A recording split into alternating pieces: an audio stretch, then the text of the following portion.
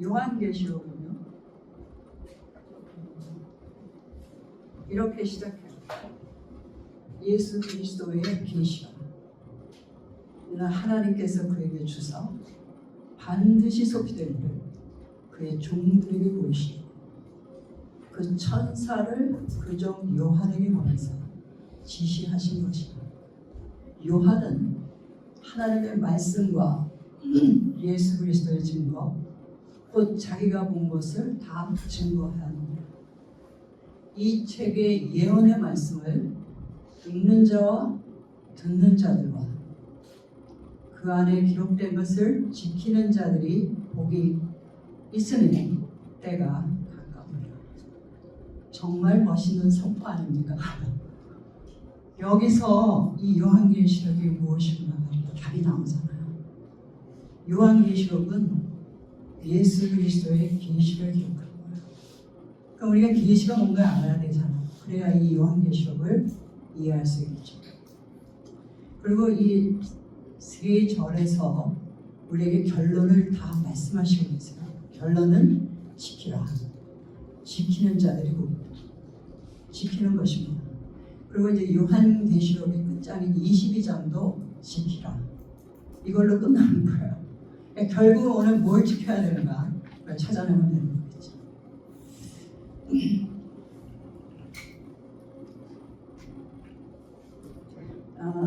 이제 예수 그리스도의 계시라고 했잖아요.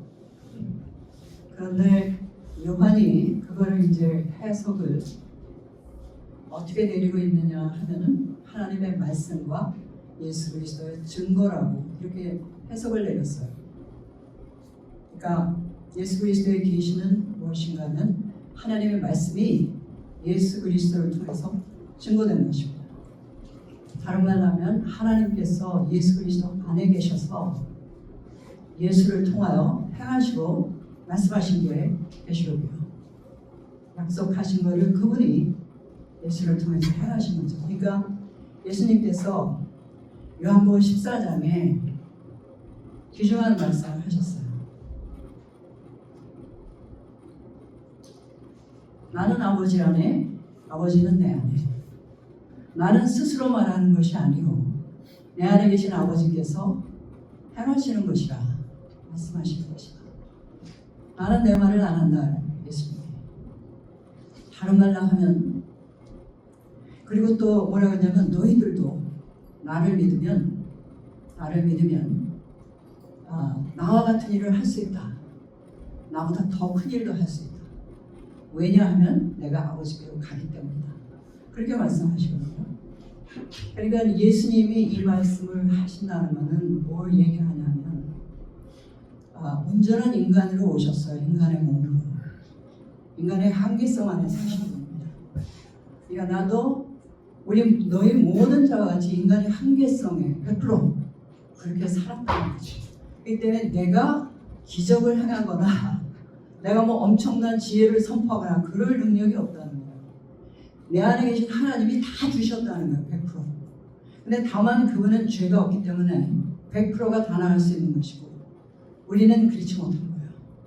그러나 예수님께서 아버지께로 가신 십자가에 죽으시고 그러면 하나님이 우리 안에 오세요. 누구든지 믿는 자, 누구든지 나를 믿는 자는 그 안에 하나님이 오시잖아요. 우리 마음 안에. 그러면 그분이 나를 통하여 말하시고 행하시고 예수님보다 더 큰 일도 할 수 있다는 거예요. 다른 말로 하면 요한계시록은 예수 그리스도의 계시라 the testimony of Jesus Christ. 다른 말로 하면 우리는 하나님이 내 안에 계실 때 우리는 누구의 테스티모니를 하는 거냐면 Jesus Christ의 테스티모니를 하는 거예요. 내 안에 계신 예수 그리스도를 나는 증거하는 거예요. Witness. 내 안에 계신 예수 그리스도로 말미암아 내 안에 하나님이 오셨어요. 그래서 그 하나님이 나를 통하여 이 놀라운 일을 행하셨어요. 그런 증인의 삶을 우리가 살면서 우리가 전할 것을 딱 끝까지 이겨 이 증인의 선포를 하고 다니는 거죠. 그래서 예수 그리스도의 계시가 뭐냐면 예수님 안에 계신 하나님께서 온전히 그가 약속하신 말씀을 이 땅에서 행하신 거죠. 그것이 예수 그리스도의 계시다. 이 계시록의 내용은 반드시 속될 일 기록하고 있죠. 그렇기 때문에 이 계시록은 예언서라고 말할 수 있겠습니다. 그리고 또 하나님의 능력이 예수 그리스도를 통해서 증거되는 거예요. 이건 복음서죠. 그리고 예수님께서 계시록 1장 11절에 요한에게 오셔가지고 말씀하십니다. 에베소, 서머나, 버가모, 두아디라, 사대, 빌라델피아와 라오디게아의 교회, 7교회 네가 본 것을 책으로 써서 전하라고 그랬어요. 그래서 이 요한은 예수 그리스도가 명하신 대로 그거를 써서 7교회, 아시아 7교회에 보냅니다. 편지로. 그러니까 계시록은 교회에 보낸 편지다, 서신서다 이렇게 말할 수가 있습니다. 그리고 이 계시록 죄송합니다. 이게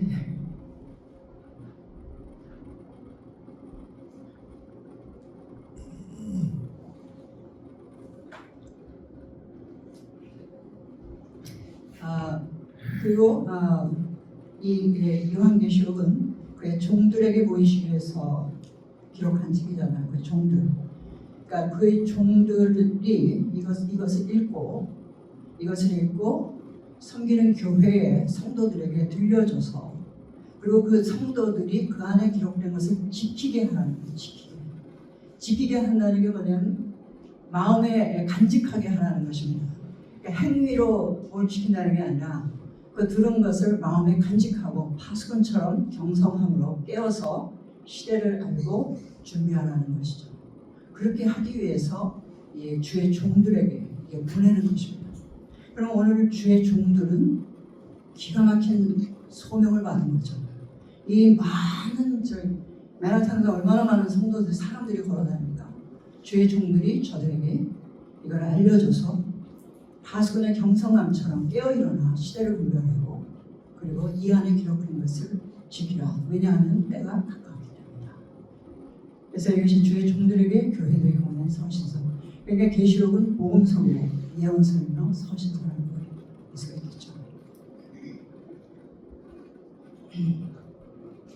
저는 오늘 말씀을 계시록 1장 1절로 8절 그리고 마지막 결론의 장인 21장 1절로 8절 이 두 가지 구절을 가지고 하나님께서 주의 종들에게 무엇을 성도에게 지키게 할 것인가 그것을 찾아서 여러분들과 지나는 것입니다. 그래서 이제 계시록 1장 4절로 7절 말씀에 보면 요한은 아시아에 있는 7교회에 편지를 해서 보냅니다. 이 글을. 그리고 이제 4절에서부터 5절에 등장하는 것이 삼위일체 하나님이 등장하십니다. 이제도 계시고 전에도 계시고 장차 오실 이와 그 보좌 앞에 7명과 충성된 증인으로 죽은 자들 가운데서 먼저 나시고 땅에 임들과 계신 예수 그리스도 삼위일체 하나님이 먼저 등장을 합니다. 그러니까 예수 그리스도 계시는 하나님의 능력을 증거하는 거잖아요.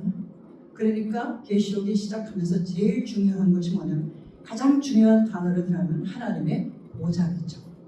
그죠? 그 보좌에서 통치, 그 능력이 이렇게 요한계시록에 아주 우리가 알아야 되는 그러한 중요한 메시지가 되는 거죠. 그런데 이제 우리가 계시록에 들어가기 전에 지금까지 이제 신앙생활을 하면서 우리는 알고 있어요. 하나님께서 하늘 보좌에 앉으셔서 이 세상 만사를 통치하신다. 모든 것은 하나님의 섭니다. 이렇게 다 알고 있습니다. 또 그걸 믿어요. 그러나 하나님의 보좌라는 앉아서 하신다는 것이 우리 삶에 그렇게 큰 영향력을 미치지는 않아요. 그러니까 생생하게 오지 않는다. 다른 말로 하면 하나님 보좌에 앉아 계셔요. 그러나 그 하나님은 보이지 않는 손으로 지금 일하시기 때문에 이게 전혀 영향력을 우리에게 주지 못해요. 그러나 계시록에 들어오면 하나님의 보좌가 전면에 나오시죠. 하나님의 능력이 전면에 나와서 그리고 연결을 다스리고 연결을 통해서 지상의 이 일들이 이렇게 연결된다는 게 직접 보여지기 때문에 우리가 이제 계시록을 읽다 보면은 그 하나님의 그 영광 이것이 그 능력이 그냥 느껴져 오는 것이죠. 그래서 제가 우리 한 목사님한테도 은혜의 말씀한 게 이거는 복음 중에 최고의 복음이다 이렇게 말씀드린 겁니다. 그리고 이제 5절과 6절 여기는 예수 그리스도의 초림 때 이루신 역사를 기록하셨어요. 그래서 그의 피로 우리 죄에서 우리를 해방하시고 그 아버지 하나님을 위하여 우리를 나라와 제사장으로 삼으신 예수님 초림 때 이루시고 그 7절은 볼지어다 구름을 타고 오시리라. 이건 재림이죠. 그리고 재림에 대해서는 반드시 속기대로 이제 이 요한계시록에 기록되어 있는 것이죠. 그러면 계시록 안에는 우리가 이제 복음서의 마태, 마가, 누가, 요한 이 사복음서는 예수 그리스도의 초림 때의 사역을 기록하고 있어요. 복음서요. 그러나 요한계시록에는 예수 그리스도의 초림부터 그리스도의 재림부터 끝까지 새하늘과 새 땅까지 완전히 그러니까 이걸 뭐라고 얘기해야 돼요? 5번째 복음서이면서 이것은 총체적인 복음서이고 복음의 완성판이다. 그러니까 복음을 완전히 복음이란 이런 것이라고 우리 계시록을 통해서 알 수 있게 되는 것이죠. 나 이제 마지막 8절에 보면 주 하나님이 가라사대 나는 알파와 오메가라. 이제도 있고 전에도 있었고 장차 오실 자요 전능한 자라. 이렇게 하나님의 소개가 나오죠. 그럼 여기서 하나님의 두 가지 속성이 나오죠. 하나님은 알파와 오메가시다. 이거 하나 나오죠. 또 하나는 뭐예요? 전에도 있었고 지금도 있고 장차 오실 하나님의 두 번째 속성. 이 하나님의 이 두 가지 속성이 요한계시록에서 하나님을 증거하는 아주 중요한 요소가 되고 있어요. 그래서 이제 1장에 이렇게 기록하고 있는 거죠. 그래서 우리가 이 하나님을 오늘 알아야 되겠습니다. 알파 오메가이시고 전에도 계시고 지금도 계시고 장차 오실 이 하나님을 우리가 알 수 있게 되기를 이제 같이 묵상하는 거죠. 그러면 하나님의 말씀이 예수 그리스도를 통해 하나님께서 예수 그리스도를 통해서 말씀을 성취하시는 거 이게 이제 계신데요. 예수 그리스도의 계신데 그러면 무슨 말씀이 이 계시록에서 핵심되는 메시지냐? 창세기 3장 15절입니다. 그래서 창세기 3장 15절이 오늘 요한계시록을 관통하고 있는 가장 핵심적인 성경의 메시지가 되죠. 그래서 창세기 3장 15절은 내가 너를 여자와 원수가 되게 하고 너의 후손도 여자의 후손과 원수가 되게 하리니 여자의 후손은 내 머리를 상하게 할 것이요 너는 그 발꿈치를 상하게 할 것이니라. 창세기 3장 15절에 가서 여기 두 개의 메시지가 있죠. 하나는 여자의 후손으로 오실 메시아가 뱀의 머리 사단의 권세를 패하실 것이다. 하나 메시지가 있고요. 두 번째 메시지는 뱀은 사단은 끈질기게 메시아와 그의 사람들을 회방하고 핍박하고 죽이려 할 것이다.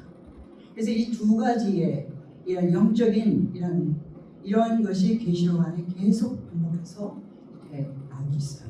그래서 예수님은 초림에서 이 십자가의 죽으심으로 사단의 권세를 패하셨잖아요.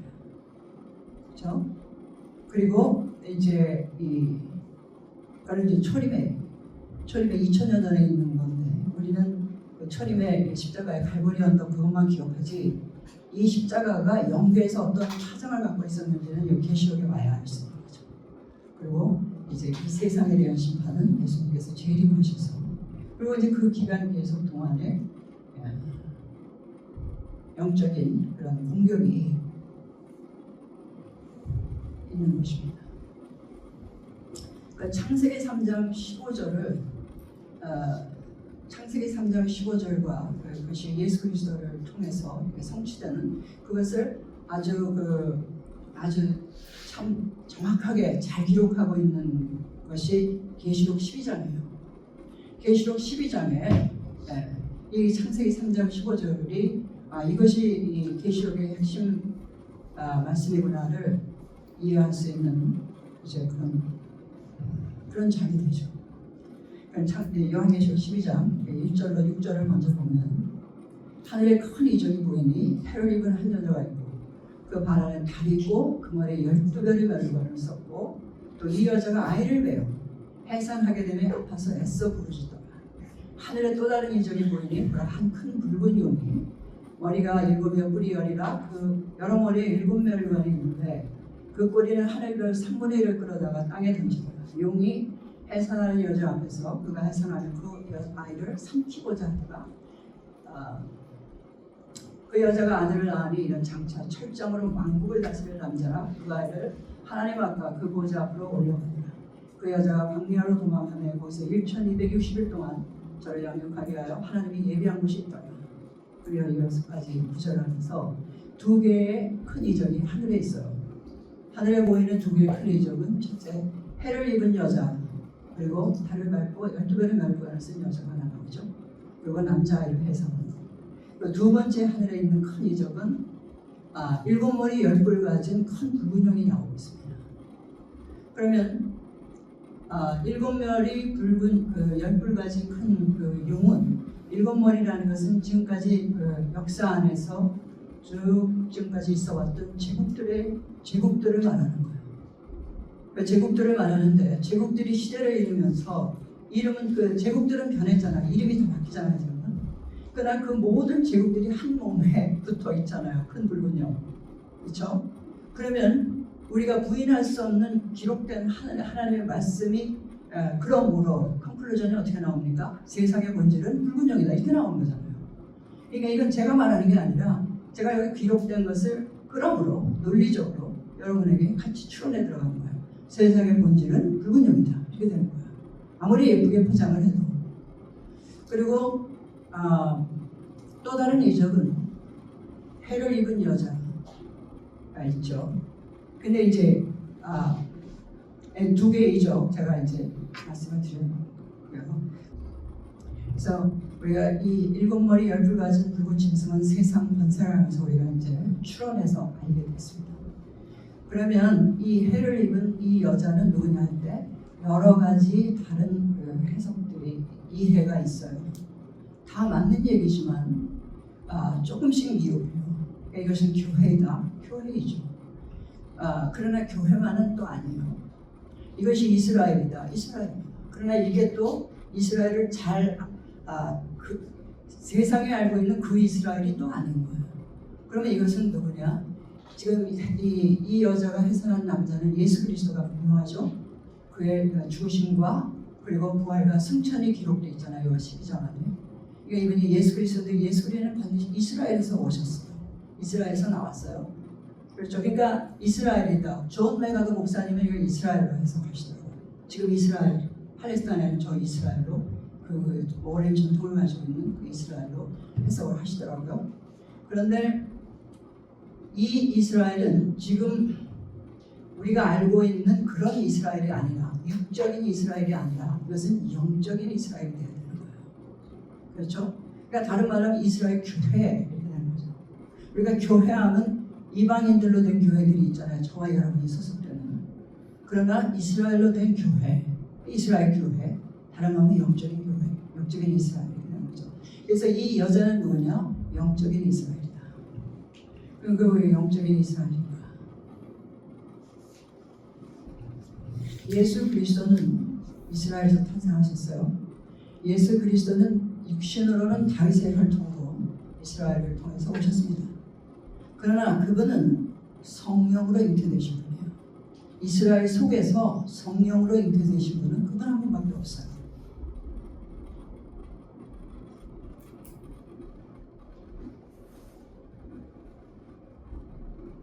그러니까 뭔가 다르죠? 예수님께서 이스라엘, 지금 보이는 육적인 이스라엘에 왔다라고 이렇게 담대히 선포하기에 조금 미흡하죠?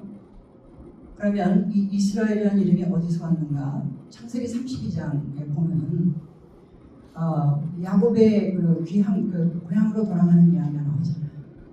그 형 에서에서 장자분을 훔치고 에서가 죽이려고 하자 그 외삼촌 남의 집에 갔다가 21년을 거기서 이제 일하다가 4명의 와이프와 12명의 아들과 많은 재산을 가지고 이제 돌아가는 거예요. 그런데 고향에 가까운 이제 자기 집 있는 동네가 가까울수록 에서가 자기를 죽이려 한다는 그 공포가 너무나 끔찍하게 올라오는 거예요. 뭐 간담이 넘치고. 그러니까 가족들을, 그 사랑하는 가족들을 에서한테 먼저 보낼 정도로, 아버지가 남편이 먼저 보낼 정도로 얼마나 무서웠으면 이렇게 비겁하게 먼저 보내고 자기 뒤에 남겼어요. 다 보내고 약복강에 혼자 밤에 뭐 했겠으면 기도했겠죠. 기도하면서 그 자기 두려움을 어떻게 보고 이거를 달래야 돼. 내일은 가야 되니까. 그렇게 막 할 때 어느 남자가 나타나요. 남자가 나타나서 그 씨름을 같이 해는 거예요. 그래서 야곱강에서 야곱이 막 씨름을 하는데 새벽이 가까우니까 남자가 가야 되겠다 그랬더니 그걸 남자 붙이고 나에게 축복하기 전까지는 보내줄 수 없다 그러죠. 그러니까 그 남자가 야곱에게 너 이름이 뭐냐? 여기서 야곱이라 할 때 너는 이제부터 야곱이라 하지 말고 이름을 이스라엘로 바꿔라 그랬어. 왜 그러냐면 네가 하나님과 사람으로도 그렇게 하고 이겼습니다 이렇게 얘기합니다. 그러면 이 가시라는 하나님이라는 분이 그 아까 그 남자 그분이 하나님 남자 안에 하나님이 남자로 오신 거 아니에요? 그렇죠? 그러니까 지금 하나님과 더불어 싸워 이겼다. 그러면 우리가 뭘 예측할 수 있냐면 사람의 몸으로 하나님이 오셔서 이 야곱과 같이 싸우신 거예요. 그 공포라는 마귀의 권세를 그를 정복하는 싸움에 같이 동참하신 거죠. 그러면서 축복을 하시되 이름을 이스라엘로 바꿔라 그랬어요. 이름을 이스라엘로 바꾸는 것은 new identity, 새 사람이 되는 거잖아요. 새 사람이 되는데 하나님께서 너 새 사람이 되었다 이름을 바꿔줄 때 그 약속이 뭐냐면은 새로운 하나님의 자녀로 거듭나는데 이때 마귀를 누르면서 이제 하나님과 사람과 더불어 싸워서 마귀를 이기고 승리하는 그 전투가 예수님께서 십자가 날려 죽으시지 않기 때문에 성령이 오실 수는 없어요. 그러나 이 새로 거듭날 때 이것은 굉장히 우리가 여러분이 각자 집에서 이것을 더 깊이 묵상하시길 저는 간절히 바랍니다. 제가 여러분에게 챌린지를 드리는 것뿐이에요. 근데 그때 본어게인 할 때에 이분은 성령의 DNA, 성령의 가능성, 미래의 성령의 DNA 이제 그것이 이 이스라엘 안에 이렇게 장전이 들어가면서 이스라엘로 이렇게 이름이 바뀌었다. 저는 이렇게 해석을 합니다. 그래서 이스라엘이라는 그 이름을 가진 사람이나 이 이스라엘이라는 것은 평생 그러니까 이스라엘이 지금 계속 스트러글 전투를 계속 씨름을 계속 해야 하는 그런 속성을 가진 이름이에요. 그러니까 뭘 위해서 속성을 하냐면은 이것을 저는 그 성령의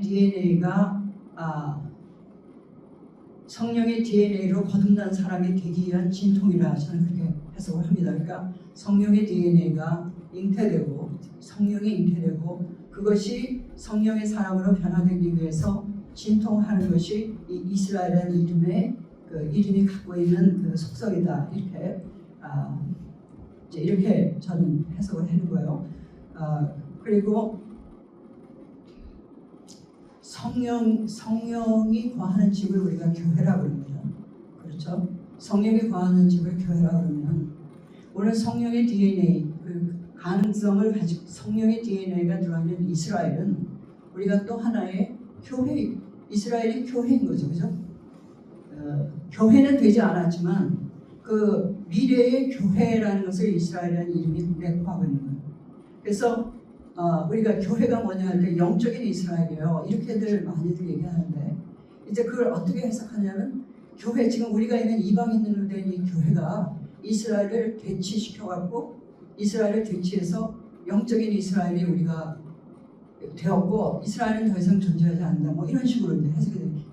그러나 이스라엘이라는 이름 자체가 영적인 이스라엘 그 자체가 교회. 왜냐하면 성령의 제가 DNA라는 말을 쓰는 것입니다. 왜냐하면 어떻게 표현하기 힘들어서 아직 나오지는 않았지만 잉태되어 있는 그리고 그 성령의 DNA가 나와서 세상에 새 사람으로 나오게 그 새 사람이 교회라는 거죠. 왜냐하면 성령의 집이 교회이니까 오늘 그 성령이 이제 새 사람으로 되어 나온 그 교회로 되기 위한 진통을 하는 게 이스라엘이라는 이 이름의 뜻이다. 그러니까 그 안에 성령을 내포하고 이 성령이 잉태되어 있는 이것이 그러니까 아까 조금 전에 해를 입은 여자가 그 잉태하고 그 아이를 낳으려고 진통하듯이 이스라엘이 성령의 DNA를 갖고 이것이 교회로 변화되기 위한 그 진통의 시간을 지금까지 하는 것입니다. 지금까지 이스라엘에게 주어진 운명, 이름의 운명. 그래서 예수님께서 이러한 이스라엘은 이러한 똑같이 이스라엘은 다들 DNA는 안 먹는 겁니다. 그러나 예수님께서 이스라엘에 탄생하실 때 성령으로 잉태하셨어요. 이스라엘에. 그러니까 예수님께서 거기 교회를 시작하는 그런 씨앗으로 이 땅에 나오신 거죠. 그래서 이스라엘이 첫 번째 교회죠. 예수님이 그 이스라엘 성령을 통해서 나오시면서 성령의 DNA가 가능성을 가지고 있는 교회의 가능성을 이스라엘이 제가 말씀드리기가 참 어렵습니다. 여러분에게 맡기겠습니다.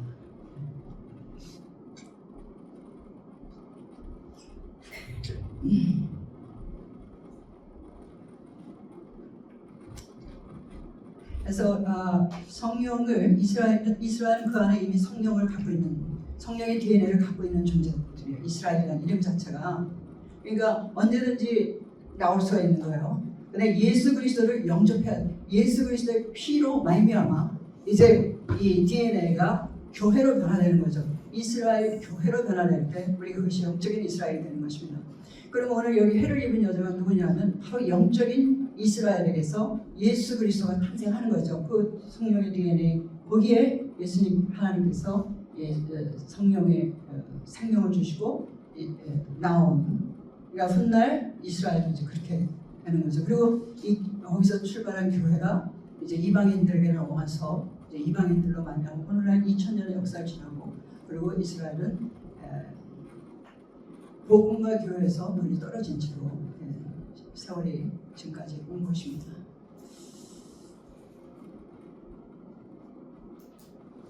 로마서 2장 28절로 29절에 바울이 아주 좋은 표현을 했어요.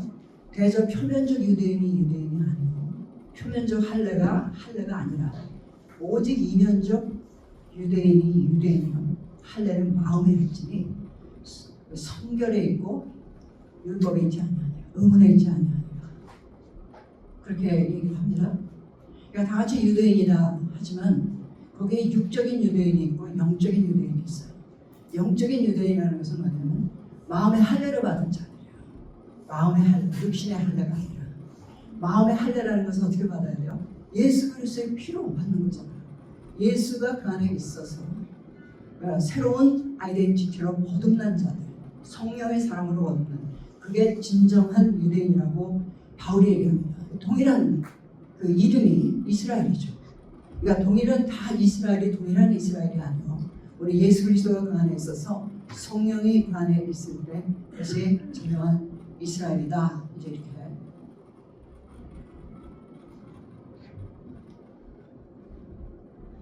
그다음에 이제 6절, 12장 6절에 보면은 그 여자가 광야로 도망하며 거기서 1620일 동안 저를 양육하려 하나님 예비하신 것이 있다 그랬습니다. 1260일은 3년 반이에요. 그럼 우리가 이제 다니엘의 70일의 계시 중에서 그 마지막 하나 남은 한 위크 그것을 7년 환란 기간이라고 하잖아요. 그 7년 환란을 둘로 나눠서 전 3년 반, 후 3년 이렇게 나누는 말이에요. 그러면 이스라엘이 교회로 거듭나는 교회로 거듭나는 그러니까 영적인 이스라엘이 진짜로 교회가 되는 그것이 언제냐면 후 3년 반에 있습니다. 이제 그것을 후 3년 반에 있게 되는데요. 그러면 이방인들의 교회가 다 끝난 다음에 복음 하나님께서 예수님이 주신 그 복음 그 전파 명령을 다 완수하고 교회 사명이 끝난 다음에 그때 이제 이스라엘이 이 교회가 되는 것인데 이제 바울이 11장 로마서 11장에 이렇게 얘기합니다. 형제들아 너희가 스스로 지혜 있다함을 명기하여 이 비밀을 너희가 모르기를 내가 원치 아니하노니 이 비밀은 이방인의 충만한 수가 들어올 때까지 이스라엘의 도로는 완악하게 된 것이라고 했습니다. 그러니까 이스라엘이 2000년 동안 복음과 교회에서 멀리 떨어진 것이 하나님의 놀라우신 오묘한 섭리라는 거죠. 그래서 2000년 동안 복음은 이방인들에게 가서 교회가 이방인들에게 있었어요.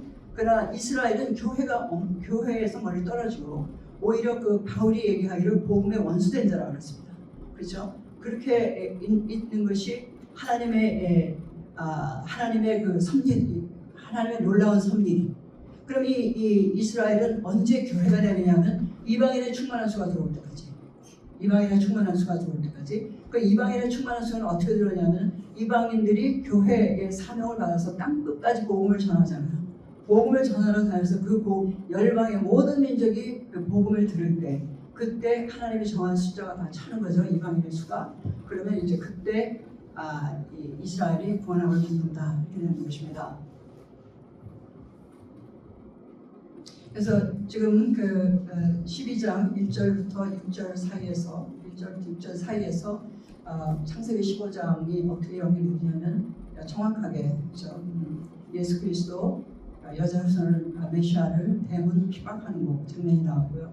그 다음에 또 예수 그리스도는 일제 뱀의 머리를 치는 거 그건 이제 여기 7절부터 나오죠. 그래서 뱀이 세상 권세는 교회를 핍박한다 이렇게 되어 있습니다.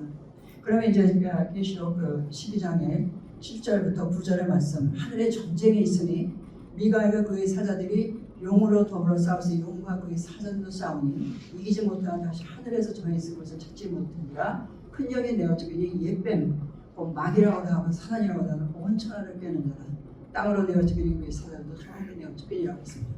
이 계시록에서는 지금 마귀, 사단 이런 이야기가 그냥 슉슉 나오잖아요. 그러나 우리 지금까지 성경 65권에 이렇게 마귀, 사단을 막 이렇게 나온 적이 없습니다. 다 뒤로 숨기죠. 그래 여기 그냥 그렇게 나오는 거죠. 그럼 하늘의 전쟁에서 미가엘과 그의 사자, 용과 그의 사자의 전쟁, 하늘 전쟁, 영적 전쟁이 있는데 이것은 예수님께서 십자가에 달려 죽으시는 그 6시간의 진통 중에 하늘에서 벌어지는 이런 장면이 되는 것입니다. 6시간 동안의 이 진통이 굉장히 강하기 때문에 예수님께서 말씀하시기를 아버지가 왜 나를 버리셨나이까 그 굉장한 고통이죠. 그러니까 마귀는 총 공격을 하면서 예수님이 십자가에서 포기하기를 원하시는 거죠. 그러나 예수님 그 포기하지 않고 끝까지 다 이뤘다 하고 이제 숨을 거두시는 때에 하늘의 영적인 전쟁이 끝나는 거예요. 미가엘이 승리로. 그래서 하늘에서 이 마귀가 쫓겨나는 장면입니다. 그러면 이제 그러니까 이제 십자가가 2000년 전에 그 갈보리에서 그 패배자 같은 십자가가 영계에서는 이렇게 큰 영적인 전쟁에 그 파장을 갖고 있었다는 것을 지금 보여주면서 마귀가 하나님께서 창세기 15절에 약속한 대로 폐하여서 하늘에서 쫓겨지는 그런 장면을 성취를 보여주는 거죠. 그리고 나서 이제 계시록 그 12장의 10절, 11절, 12절에는 이제 세 가지 메시지가 들어있어요. 10절에는 내가 또 들으니 하늘에 큰 음성이 있어 그런데 이제 우리 하나님이 구원과 능력과 나라와 또 그의 그리스도의 권세가 이루었으니 우리 형제들을 참사하던 자, 우리 하나님 앞에서 밤낮 참사하던 자가 쫓겨났다 그랬습니다. 이거는 사단의 권세가 패하게 되니까 패함과 동시에 하나님의 나라가 지금 들어오잖아요. 사단의 권세가 패하면서 하나님의 나라가 세워지는 하나님의 나라가 임하는 하나님의 나라가 임하고 구원이 임하고 하나님의 능력이 임하는 점. 그 마태복음 12장 28절에도 너희가 성령에 의지하여 귀신을 쫓아내는 것이면 이미 하나님의 나라가 너희 가운데 있다고 그러셨어요. 그러니까 오늘 그 마귀가 패한다는 그 자체는 이미 하나님의 능력이 역사하시고 하나님의 나라가 임하였다는 이야기죠. 그러니까 예수님이 숨을 거두는 순간에 하나님의 나라가 임하여 하나님의 능력이 오히려 그 마귀가 쫓겨나는 그렇죠. 그래서 하나님의 나라가 임하고 하나님의 능력이 선포되고 그리고 구원이 이루어지게 되었어요. 그러면 누구든지 예수를 믿는 자 마음 안에는 이 역사가 그냥 일어나는 거 아니겠어요? 오늘 내가 예수 그리스도를 영접하면 나의 주인이 지금 바뀌는 순간에 여기 하나님의 나라가 내 안에 임하고 하나님의 능력이 내 안에 임하고 내가 나 안에 구원이 이루어지는 거잖아요. 그렇죠? 그러면 예수님께서 그 이제 요한복음 14장에서 내가 하는 건 내가 하는 게 아니라 내 안에 계신 하나님이 다 하는 거라고 말씀하셨어요. 너희도 나를 믿으면 이와 같은 일을 할 수 있다고 그랬습니다. 그럼 오늘 예수 왜 그냥 내가 하나님 아버지께로 가기 때문이야. 오늘 십자가의 그 예수님을 십자가에서 죽으시고 그 구원을 이루신 예수님을 내가 믿기만 하면 그 즉시로 하나님의 나라가 임하고 하나님의 능력이 내 안에 임하고 그리고 내 안에 구원이 세워지는 거잖아요. 그러면 내가 하나님의 능력이 내 삶을 통해 증거되는 것을 보리라는 그 믿음을 갖고 있으면 보는 거잖아요. 오늘 이 기록이 그렇게 우리를 그렇게 인도하잖아요. 그래서 그리고 이제 이런 사람들의 모임을 우리가 교회라고 해요. 교회. 그 교회 안에도 하나님의 능력이 하나님의 나라가 거기에 임하는 것입니다. 그렇기 때문에 교회는 천국문을 여는 열쇠를 갖고 있고 그다음에 음부의 권세가 교회를 이길 수 없는 이유는 하나님의 나라가 하나님의 능력이 하나님의 구원이 그 안에 있기 때문에 이제 그런 것이죠. 그래서 그다음에 이제 11절에는 예수님의 십자가 사건으로 인하여 교회가 탄생하지 않았어요. 교회가. 그 교회는 뭐 하는 존재냐? 교회는 어린 양의 피와 자기의 증거하는 말을 인하여서 이 세상을 이기는 거예요. 그러니까 어린 양의 피와 자기의 증거하는 말을 인하여 세상을 이기는 그러니까 죽기까지 생명을 아끼지 않음으로 말미암아 세상을 이기는 그 증인들이 이 교회가 되는 것입니다. 그 다음에 12절에는 하늘에서 쫓겨난 마귀가 이 땅에 내려와서 자기 때가 얼마 남지 않은 줄을 알고 분을 내가지고 어떻게든지 자기의 교회를 죽여야 되겠다. 이것을 강도 높게 이제 시작되는 것이다. 이렇게. 그러면 6월절 어린 양 십자가 사건부터 마귀가 땅에서 어떻게든지 내가 이 교회 예수 그리스도의 이거를 죽여야 되겠다. 그것이 무척 강도 높게 시작됐다는 것을 우리가 알 수 있어요. 그렇죠? 그리고 교회가 2000년 전에 탄생했어요. 십자가 사건 이후. 그래서 주님이 교회에게 사명을 줬어요. 땅끝까지 내 증인이 되라고. 그러면 교회는 증인이 되기 위해서 달리는 거죠. 그 다음에 마귀는 어떻게 이걸 죽여야 되겠다는 걸로 달리는 거죠. 이 두 개의 영적인 싸움이 지난 2000년 동안 교회사를 중심으로 해서 지금까지 있어온 것입니다. 그렇죠?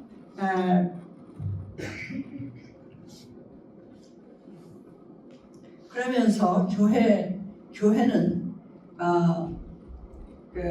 수많은 순교자들을 냈어요. 누가? 이 붉은 영이 세상 권세의 그 본질인 붉은 영이 타겟트가 교회잖아요. 예수님의 몸.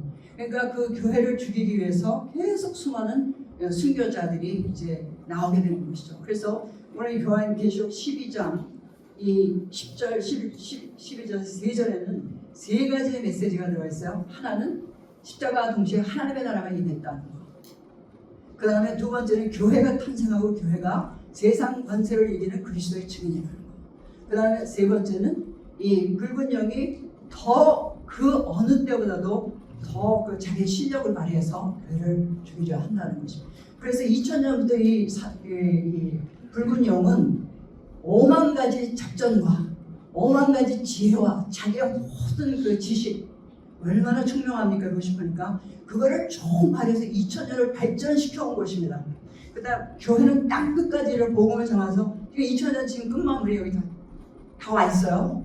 와 있으면 제자들이 예수님께 물어봤어요. 언제 세상 끝날이 오고 언제 주님이 오시고 그 사인은 뭐냐? 이렇게 물어보죠. 그랬더니 예수님께서 제자들에게 답변을 주십니다. 24장 마태복음 24장 14절에 기록이 되어 있죠.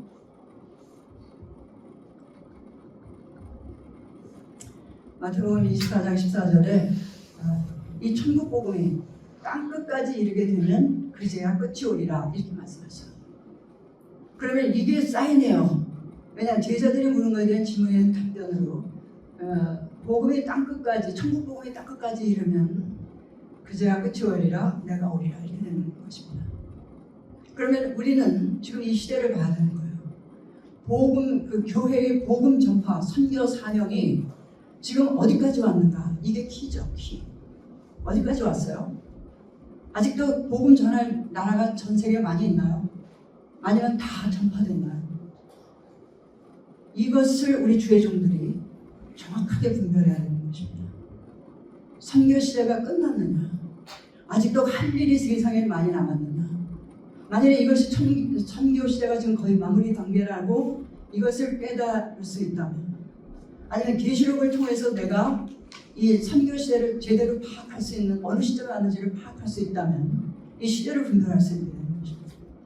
이걸 지금 사인으로 주셨으니까 그러면 어떻게 돼요? 선교 시대가 마무리될 때는 세상 끝날이 올 때니까 세상은 그 죄악을 최악으로 발휘하는 시점, 자기의 온갖 지혜가 최고도로 발전된 최고의 발전, 더 이상 발전할 수 없는 세상은 발전해서 교회를 죽일 수 있는 그런 파워가 성장해 있는 것이고, 그리고 복음은 다 전파된 것이고, 그러면 이 시점이 지금 우리가 세상을 보면서 세상은 과연 어느 만큼 왔을까? 이 붉은 영은 이제 그걸 알아야 되고요. 그러면 지금 교회가 할 일은 무엇인가? 교회는 주님께서 교회에게 그 선교라는 사명을 주셨어요. 근데 선교라는 사명을 교회가 다 했잖아요. 교회가 사명을 다 한 거 아니겠습니까? 그러면 이제 이 시점에서 교회가 할 일이 무엇인가? 교회가 할 일이 대형 교회를 유지하든 안 하든 작은 교회를 하든 안 하든 어떤 형태든지 교회는 존재하는 것입니다. 이것은 어떤지. 그러나 이 시점에서 교회가 할 일은 무엇이냐면 신부수업이에요. 아까 우리 목사님 기도하시는데 신부수업. 그럼 신부수업은 뭐냐면 마태복음 25장에 나와 있죠. 열처녀의 비유. 그럼 뭐가 있냐면 교회예요. 다 통을 갖고 있어요. 그러나 5은 기름이 있고 5은 없습니다. 그 기름이 무엇이냐면 성령이라고 그렇게 얘기해요. 그 성령이 다른 말로 하면 지금 12장 11절에서 교회가 예수 그리스도의 피로 어린 양으로 말미암아 세상을 이기는 권세, 어디서 나와요? 예수 그리스도의 피로 말미암아 그 피로 보고 우리 안에 들어오신 예수 그리스도의 피로 인하여 우리의 믿음으로 말미암아 하나님께서 우리를 의롭다 하시고 우리를 그의 자녀 삼아 주셔서 내 안에 들어오시는 것입니다. 그래서 내 안에 들어오시는 하나님의 능력이 성령이 내 안에 있으면은 신랑 맞으러 나갈 수 있는 거예요. 그러니까 신부 수업이라는 것은 내 안에 성령이 계시냐 안 계시냐지, 내가 얼마나 예쁘게 행동하느냐, 또 뭐 얼마나 착한 일을 많이 하느냐, 그것도 물론 중요하지만 더 월드는 내 안에 하나님이 계신가 하는 것이, 하나님이 계시냐. 다른 말은 내가 어린 양의 피를 믿느냐 하는 거예요. 내 안에 예수 그리스도가 계시냐 하는 거예요. 예수 그리스도가 계시면 내 안에 하나님이 계시고 하나님의 능력이 있고, 내가 나를 통하여 하나님이 하시는 능력을 내 눈으로 볼 수 있는 것입니다. 이것이 신부 수업 아니겠어요? 예수님 마태복음 25장에 기록된 말씀에 근거하면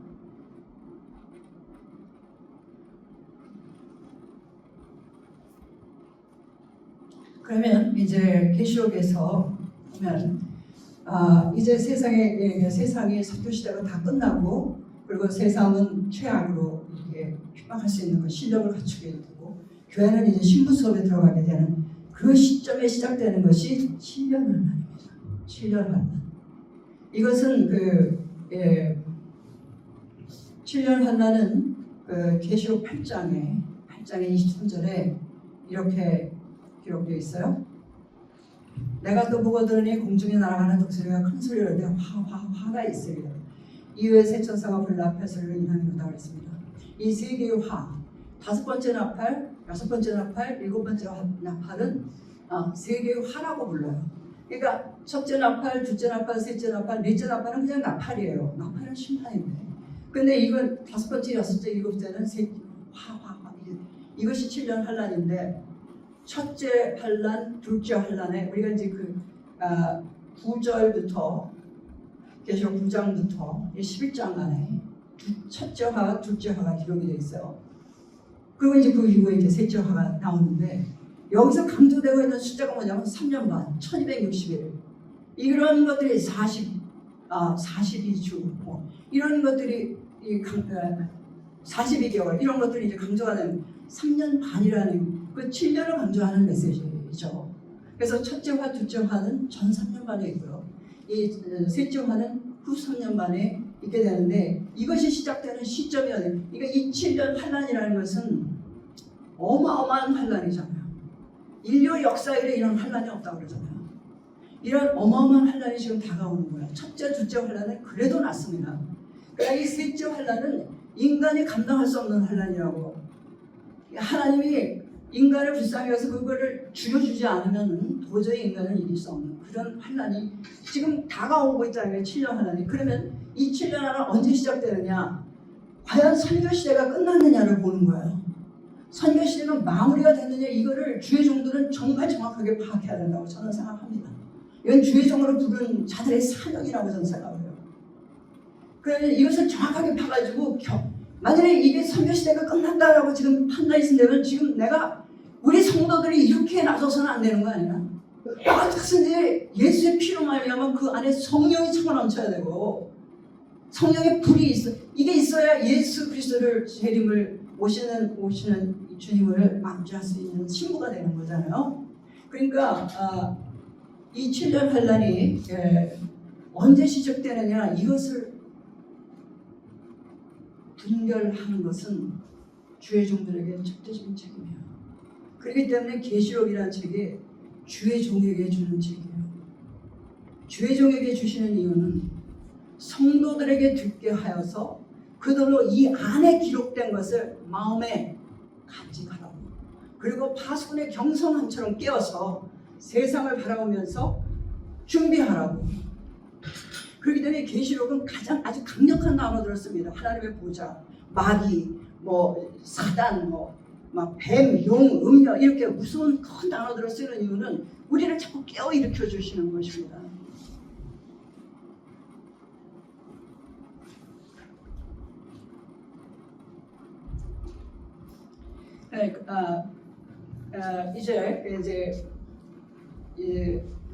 이제 기도의 능력, 기도의 파워라는 것이 계시록에서 굉장히 중요하게 다뤄져서 여러분과 같이 나누려고요.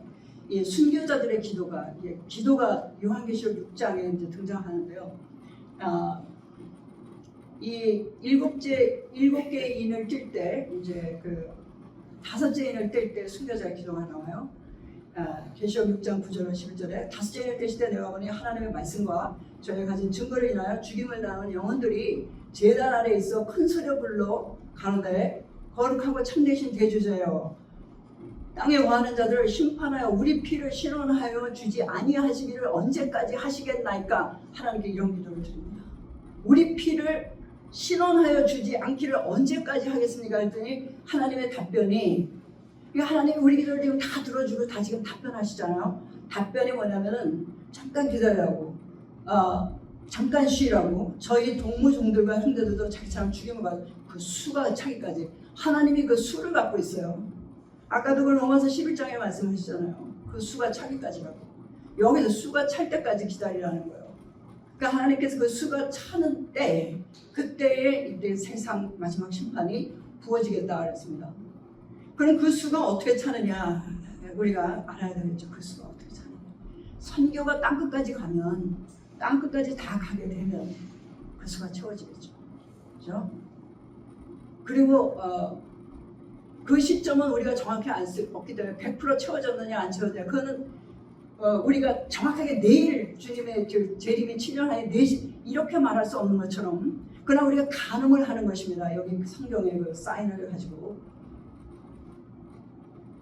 그래서 순교자들의 피가 신원해달라는 기도를 지금 하나님이 하고, 그래 신원을 하는데 잠깐 기다리라고 지금 그렇게 말씀하시고, 계시록 8장에도 보면요, 이거는 7인 중에 7째 인이 열릴 때 7나팔이 나가는데요. 그 7나팔은 심판이죠. 세상에 주어진 심판인데, 7나팔, 심판의 나팔이 불리기 전에 계시록 8장에 또 기도의 이야기가 나와요. 7째 인을 떼실 때 하늘에 이렇게 7나팔을 받았더라. 그런데 다른 천사가 와서 제단 곁에 서서 금향로를 가지고, 금향로는 성도들의 기도입니다. 금향로를 가지고 많은 향을 받아 모든 성도의 기도들과 하여 보좌 금단에 드리게 함이라. 향년이 성도의 기도와 함께 천사의 손으로 하나님 앞으로 올라가는지라. 천사가 향로를 가지고 단위의 불을 담아다가 땅에 쏟으며 내성과 음성과 공기에 지진이 나더라. 바로 이 하나님의 심판이 무엇에 대한 응답으로 지금 나옵니까? 성도들의 기도의 양이 찰 때, 그죠? 그 다음에 이제 요한계시록 9장 13절 15절 말씀에, 이거는 둘째 화 7년 안에 그 둘째 화, 전 3년반을 끝내는 두 번째 화. 이거는 전쟁인데, 대대적인 전쟁이 어디서부터 출발 신호가 떨어지느냐 하면요, 여섯째 천사가 나팔을 불매 내가 들으니 하나님과 금단 네 뿔에서 하나님과 금단 내부는 기도의 권세잖아요. 그렇죠? 기도의 권세, 그 성도들의 기도의 권세가 오늘 그것이 찰 때 전쟁을 선포하는 시점이 딱 되는 거예요. 그렇다면 하나님의 심판이 그 이 세상에 떨어지는 그 세상에 임하는 5만 가지 그 재앙이 어디에 하나님께서 초점을 딱 맞추냐면 성도들의 수가 찰 때, 구원받은 성도가 찰 때, 성도들의 기도의 양이 찰 때, 이런 것들이 시점에 대해서 지금 심판이 이 세상에 떨어지게 되는 것입니다. 요한계시록 19장 1절로 2절에 이후에 내가 들으니 하늘에 허다한 무리의 큰 음성 같은 것이 있어 가는데 할렐루야 구원과 영광과 능력이 우리 하나님께 있도다. 그 심판은 참되고 의로운지라. 음행으로 땅을 더럽게 한 큰 음녀를 심판하사 자기 종들의 피를 그의 손에 갚으셨도다 그랬어요. 그래서 오늘 이 땅에 떨어지는, 세상에 떨어지는 마지막 심판에 왜 참되고 그것이 왜 의로운가요? 바로 성도들의 그 피를 하나님께서 갚으시는 거기 때문에 이건 공평하다는 얘기예요. 너희들이 한 만큼. 그래서 18장에도 계시록 18장에도 또 내가 들으니 하늘로서 다른 음성이 나서 가로되 내 백성은 거기서 나와 그의 죄에 참여하지 말고 그의 받을 듣지 말라. 그 전에 하늘에 사무쳤으니 하나님은 그의 불의한 일을 다 기억하신지라. 그가 준 그대로 그에게 주고 그의 행위대로 갑절을 갚아주고 그 섞은 잔에도 갑절이나 섞어 그에게 주리라. 그렇죠? 그래서 하나님의 심판이 정의롭고 공의로운 이유는 한 대로 갚아주는 거예요. 한 대로. 네가 내 백성들에게 한 그대로 갚아주겠다.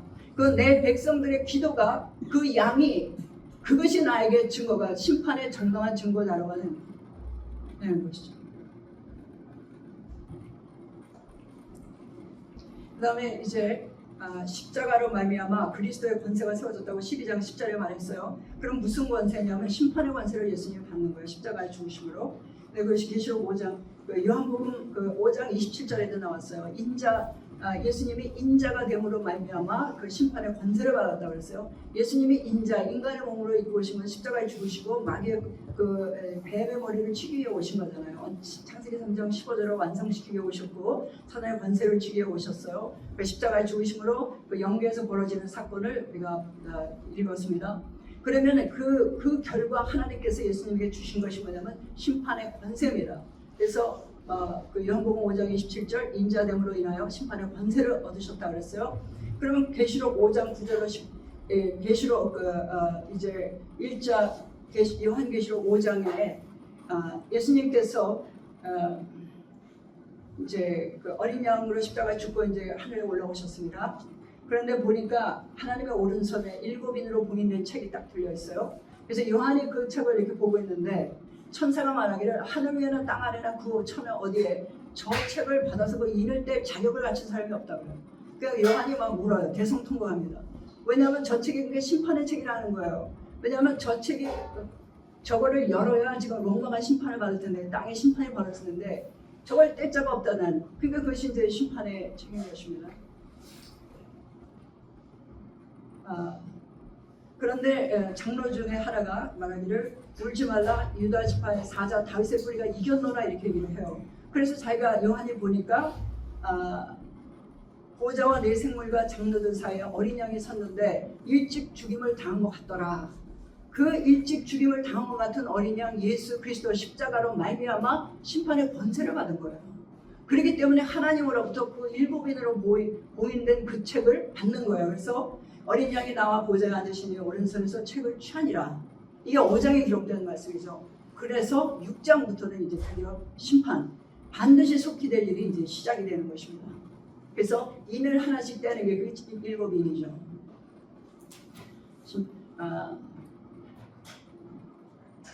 그러니까 십자가라는 것이 우리 눈에 볼 때 초라하고 패배자고 정말 지독히 고통스럽고 누구도 싫어하는 정말 저주의 십자가인데 이게 영계에서는 이 놀라운 능력을 갖고 있는, 그러니까 그 말이 맞는 거예요. 십자가의 영광이라는 말이.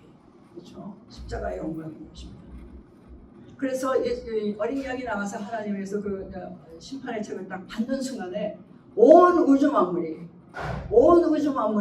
이 어린 양을 찬양하는 거야. 어린 양과 하나님을 찬양하는 것이 이제 요한계시록 5장 9절 10절에 네 생물과 20자 장로들이 찬양하죠. 그 다음에 천군 천사가 또 5장 12절에 찬송하죠. 그 다음에 온 우주 만물들이 찬양하는 게 또 5장 13절로 계속 찬양이 이어지는 것입니다. 그러니까 이것이 얼마나 그 어떤 그 역사적인 예수님의 십자가에 죽으셨다는 그 사건이 온 세상을 뒤집어 엎는 혁명적인 아주 기점이 되는 온 우주 만물이 기뻐하는 그런 순간이라는 것입니다. 우리는 십자가를 받을 때 그냥 우리 측면에서 죄사함의 은혜만을 우리가 지금까지 이제 누리고 있잖아요. 우리 측면에서만 볼 때. 그러나 이게 하나님 측면과 온 우주 만물 온 이 정말 영원한 세상에서 볼 때 이것은 엄청난 사건이라는 거죠. 예수님의 십자가의 사건은. 자, 요한계시록 12장 10절에 보면 이제 우리 하나님의 구원과 능력과 나라와 또 그의 그리스도의 권세가 이루었으니 이런 그 구절 십자가에 승리하자마자 하나님의 나라가 임했다는 것을 10장에서 이제 우리가 읽었습니다. 그렇지? 그러니까 결국 그 사단의 권세가 그 어린 양에 의해서 패해지면 회복되는 것이 하나님의 나라죠. 하나님의 나라. 그래서 21장은 그 계시록의 결론인 21장은 하나님의 나라, 회복된 하나님의 나라, 새하늘과 새 땅이 이제 나오는 것입니다. 그러니까 이거는 21장은 그 계시록의 결론장이면서 성경 전체의 결론이잖아요. 성경 전체의 결론이 새하늘과 새 땅이다. 네. 새하늘과 새 땅, 하나님 나라의 회복이 되는 거죠. 근데 21장의 내용을 생각하면 돼. 또 내가 새하늘과 새 땅을 보니 처음 하늘과 처음 땅이 없어졌고 바다도 다시 있지 않더라. 또 내가 보매 거룩한 성 새 예루살렘이 하나님께로부터 하늘에 내려오는데 그에 대한 것이 신부가 남편을 위하여 단정한 것 같더라. 내가 들으니 보좌에서 큰 음성이 나서 가는데 보라 하나님의 장막이 사람들과 함께 있음에 하나님이 저희와 함께 거하시리니 저희는 하나님의 백성이 되고 하나님은 친히 저희와 함께 계셔서 모든 눈물을 그 눈에서 씻기시매 다시 사망이 없고 애통하는 것이나 복하는 것이나 공을 하실 자니니 처음 것들이 다 지나갔습니다. 보좌에 앉으신 이가 가라사대 보라 내가 만물을 새롭게 하노라 하시고 가라사대 이 말은 신실하고 진리니 기록하라 하시고 또 내게 말하시되 이루었도다. 나는 알파와 오메가요 처음과 나중이라 내가 생명수 생물로 목마른 자에게 값없이 주리니 이기는 자는 이것들을 유업으로 얻으리니 나는 저의 하나님이 되고 그는 내 아들이 되리라. 이렇게 기록되어 있습니다. 이 장면을 우리가 가만히 보면 하나님의 장막이 사람들 가운데 있죠. 그 새 예루살렘이 나옵니다. 그래서 이 새 예루살렘은 어린 양의 신부예요. 어린 양의 신부면 교회잖아요. 교회는 어린 양의 피로 씻어 그 옷을 하얗게 된 사람들의 모임이 교회입니다. 신부들이죠. 그러니까 이 새 예루살렘이가 새로운 그 어린 양의 예수 그리스도의 그 죽으심으로 말미암아 새롭게 된 사람들이죠. 그 사람들 가운데 하나님의 장막이 있고 하나님이 함께 거하시는 거예요. 이것이 하나님 나라의 특징이에요. 그리고 거기에서 뭐하나 생명수강이 흘러내리고 생명나무 열매를 22장 1절 2절로 이제 먹는 이제 그런 장. 근데 우리가 이것을 보면은 창세기 초반하고 아주 흡사하다는 것을 느끼면서 창세기로 돌아가서 창세기 2장과 3장 우리가 읽어보게 되면 에덴 동산이 나오는데 에덴 동산에 하나님이 아담과 하와 같이 걸어다니시고 대화하고 얼굴과 얼굴을 맞대고 같이 사셨어요. 그리고 거기에 강이 있고 동산을 적시고 온 세상을 흩어나가는 장면, 생명나무 열매를 먹을 수 있고, 그러니까 에덴 동산이 이게 원죄로 말미암아 닫혀버리고 하나님과의 관계가 깨지면서 하나님이 인간들 가운데서 떠나셨거든요. 아니, 떠나신 게 아니죠. 관계가 깨진 거죠. 근데 그것이 지금 하나님이 사람들 가운데 다시 들어와서 같이 사시고, 그죠? 같이 사시고, 그리고 생명수 강이 흐르고 생명나무가 있고 에덴 동산의 회복이라는 걸 알 수 있겠어요. 그래서 우리가 성경의 결론이 뭐냐? 에덴 동산의 회복이다. 잃었던 낙원의 회복이다. 이렇게 말할 수 있겠죠. 잃었던 낙원의 왜 시작이 되냐면 하나님의 그 가운데 믿음으로 말미암아 낙원이 나오는 거죠. 그래서 하나님의 계신 그곳이 하나님의 나라니까 우리가 쉽게 이해하기 위해서 잃었던 낙원의 회복이라 하지만 이것은 하나님 나라의 회복, 새하늘과 새 땅에 이제 그것이 이제 성경 전체의 결론이고, 그리고 계시록의 결론이면서 왜 십자가가 있어야 되고, 그리고 왜 예수 그리스도가 오셨어야 되는지에 대한 결론이 되는 것입니다. 그러면 왜 에덴 동산이 갇혔을까요? 그리고 왜 하나님과 관계가 깨어졌을까요? 그는 에덴 동산에 하나님께서 그 사람을 두고 명하셨어요. 너희가 모든 각종 나무의 열매를 먹을 수 있지만 선악을 알게 하는 나무의 실과는 먹지 말라 명하셨습니다. 그거를 지키고 있을 때는 그들이 낙원에 살았어요. 하나님과 즐거운 교제를 나누면서. 그런데 뱀의 유혹에 넘어가서 그 하나님의 명을 어기고 실과를 따먹는 순간, 따먹고 나니까 하나님과 관계가 깨어지면서 낙원이 닫히게 되는 것입니다. 그러니까 낙원이 닫히게 된 이유는 그 하나님과의 그 약속, 우리는 이거를 언약이라 얘기합니다. 언약의 관계. 그러니까 하나님과 인간의 관계는 언약의 관계예요. 그러니까 언약 관계 이외에는 인간이 하나님과 관계를 맺을 수 있는 길이 없습니다. 오직 언약 관계를 통해서만 인간은 하나님과 관계를 맺을 수가 있는 거예요. 근데 그 언약 관계라는 것은 뭐냐면 너희가 내 말을 잘 듣고 행하면 나는 너희 하나님이 되고 너희는 나의 백성이 돼. 그게 언약 관계인 것입니다. 근데 에덴 동산에서 그 먹지 말라는 실과를 먹었잖아요. 말씀을 어겼기 때문에 관계가 깨어지는 거예요.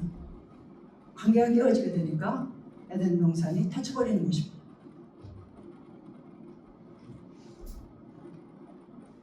많은 사람들은 행복을 원해요. 슬픔 없고 고통 없고.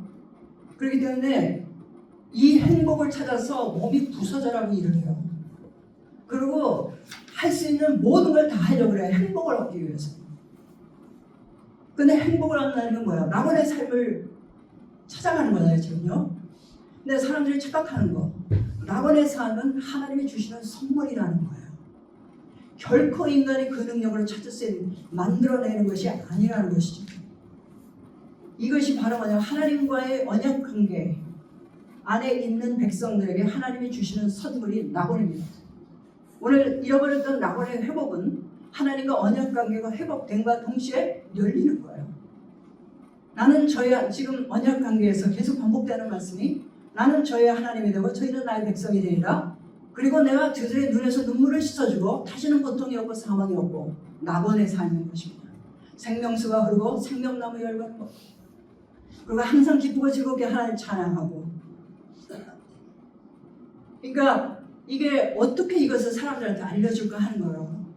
지금 우리 교회 다니시는 분도 이거 믿지 않아요.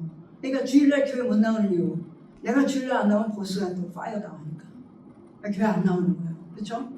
그런데 지금 하나님께서 알려주시고 있는 성경의 메시지가 뭐예요? 나와의 관계가 회복이 되면 낙원은 내가 주는 선물이야. 행복은 나에게서 당하는 선물이다. 이런 얘기를 지금 하고 계신 것입니다. 이걸 알려주기 위해서 하나님이 아브라함을 택하셨어요. 그리고 그에게 언약을 주시고 언약 백성 삼으시고 그 다음에 그 후손 이스라엘, 오늘 아까 이스라엘을 통해서 또 새로운 약속을 주시면서 그 이스라엘의 역사를 통해서 언약 관계의 하나님이심을 그리고 언약 관계의 회복이 곧 낙원의 회복이라는 것을 우리 삶의 그 평안이 하나님과 언약 관계에 시작된다는 것을 이스라엘의 역사가 증거하고 있는 것입니다. 구약 내내 실패로 끝났죠. 그래서 구약은 이스라엘은 증인으로 부름을 받은 민족입니다. 그 증인은 뭘 증인해? 언약 관계의 인간의 능력으로는 언약 관계를 회복할 수 없다. 증거하고 끝나는 것입니다. 다른 말로 하면 인간은 죽어도 깨도 행복에 도달할 수 없다. 행복을 찾아서 가는 거지만 결코 행복할 수 없는 존재들이다. 증거가 나온 것입니다. 그러므로 창세기 3장 15절에 그 메시아가 와야 된다는 그 당위성을 구약이 제공하고 있는 거예요. 그래서 예수 그리스도가 베들레헴에서 동정녀 마리아를 통해서 여자의 후손 메시아로 오신 거예요. 이번에 예수님이 오신 목적은 뭐야? 뱀의 머리를 치러 오신 거잖아요. 그 뱀의 머리를 치고 사단의 관세를 꺾는 방법은 인간이 도저히 상상할 수 없는 정반대의 방법, 십자가입니다.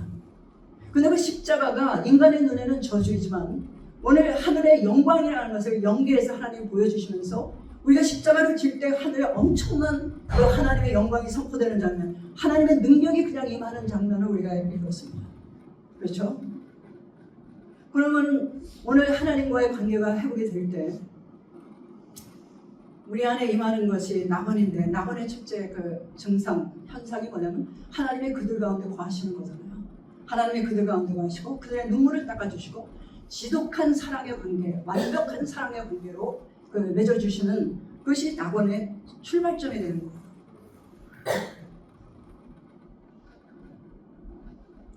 그래서 이제 구약은 율법을 지킴으로 인간의 능력으로는 언약관계를 회복할 수 없다는 것을 증거했잖아요. 그러므로 하나님께서 우리에게 주신 것이 새 언약입니다. 그 새 언약의 중보자로 오신 분이 예수 그리스도. 그래서 새 언약은 우리에게 하나님께서 율법을 지키라고 명하지 아니하고 믿음을 우리에게 요구하시는 겁니다. 예수 그리스도의 피로 말미암아 우리의 믿음을, 예수 그리스도의 피로 인하여 우리의 믿음으로 말미암아 하나님이 우리를 의롭다 하신다는 것입니다. 그리하여 우리 안에 들어오신 것입니다. 그래서 나는 너의 하나님이 되고 너는 나의 백성. 거기가 나오는 것입니다. 언약 관계가 회복되었다는 그 증거의 선포가 너는 나의 백성이 되고 나는 너의 하나님이 되리라. 이것이 언약 관계가 회복됐다는 선포인 것이죠. 선포의 메시지요. 그러면 새 언약의 새 언약 관계 우리가 어떻게 들어갈 수 있느냐? 요한복음 1장 12절로 14절에 나와 있어요. 영접하는 자, 그 이름을 믿는 자들에게는 하나님의 자녀가 되는 권세를 주셨으니, 이 하나님의 자녀가 되는 게 뭡니까? 나는 저희 하나님이 되고 저는 나의 자녀가 되리라고 그 계시록 21장 지금 6절에서 선포되고 있는 말씀이죠. 7절이고요. 예, 7절입니다. 계시록 21장 7절에서 선포되는 나는 저희 하나님이 되고 저는 나의 자녀가 되리라. 그 자녀가 되는 게 언약관계가 회복됐다는 그게 선포이죠. 그러니까 영접하는 자, 그 이름을 믿는 자들에게는 하나님의 자녀가 되는 권세인 것입니다. 왜냐하면 하나님의 자녀가 되는 자는 하나님의 내 안에 들어오시는 거잖아요. 이는 혈통으로나 육정으로나 사람의 뜻으로 결코 날 수 없는 것이, 죽었다께도 하나님과의 관계는 인간의 의지력으로 PhD를 10개를 가져도 못 들어가는 거예요. 오직 믿음으로, 그 예수의 피를 믿음으로. 말씀이 되어 우리 가운데 거하시네. 오늘 예수님이 육신이 되어 우리에게 오신 이유는 왜 그래요? 말씀이 되어 우리 가운데, 내 안에 우리 가운데 거하시게 임마누엘의 하나님이 되기 위해서 우리에게 오시는 것입니다. 그래서 계시록 21장 3절 7절에 새하늘과 새 땅이라는 낙원의 회복, 잃어버린 낙원의 회복에 대해서 지금 그 낙원이 회복되는 증거가 하나님의 언약관계가 회복된다는 증거를 두 번이나 이 짧은 구절 안에 반복돼서 얘기하고 있죠. 3절에 보면은 하나님의 장막이 사람들과 함께 있음에 하나님이 저희와 함께 거하시리니 저희는 하나님의 백성이 되고 나는 저희와 함께 있어. 잖아요. 나는 저희의 하나님이 되리라. 언약관계가 회복되었음을 선포하고, 그러므로 모든 눈물을 그 눈에서 씻기시면 낙원이 그냥 따라오잖아요. 또 내게 말씀하시되 이루었도다. 나는 알파와 오메가요 처음과 나중이라. 내가 생명수 생물로 값없이 준다는 것입니다. 그리하여 나는 저의 하나님이 되고 저는 나의 아들이 되리라. 언약관계의 회복을 선포하시는 것입니다.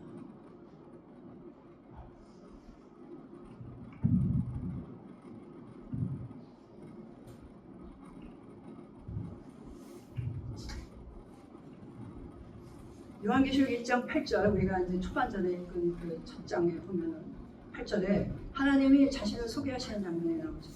하나님이 가라사대 나는 알파와 오메가요. 이제도 있고 전에도 있고 장차 올 자여 전능한 자라. 하나님의 두 개의 속성이 나오고 있어요. 알파와 오메가이신 하나님, 그리고 전에도 있고 이제도 있고 장차 오시니 영원하신 하나님, 항상 계신 하나님. 그러면 이제 우리가 먼저 이 첫 번째, 이 두 번째, 전에도 계시고 지금도 계시고 장차 오시리라는 이 하나님의 첫 번째 속성을 우리가 한번 같이 알아보겠습니다. 이 말은 어디서 나왔느냐? 이 구절은 출애굽기 3장 14절에 보면 모세가 하나님께 이름을 가르쳐달라고 그러죠. 하나님께서 하나님의 이름을 모세에게 가르쳐 주신 거예요. 하나님이 모세에게 이르시되 나는 스스로 있는 자야.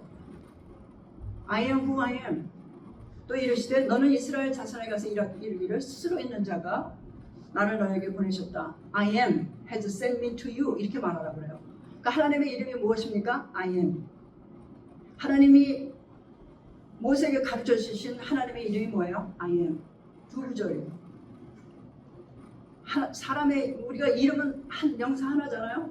하나님의 이름은 I am이에요. 이거를 히브리어로 야훼라고 합니다. 여호와, 야훼, I am.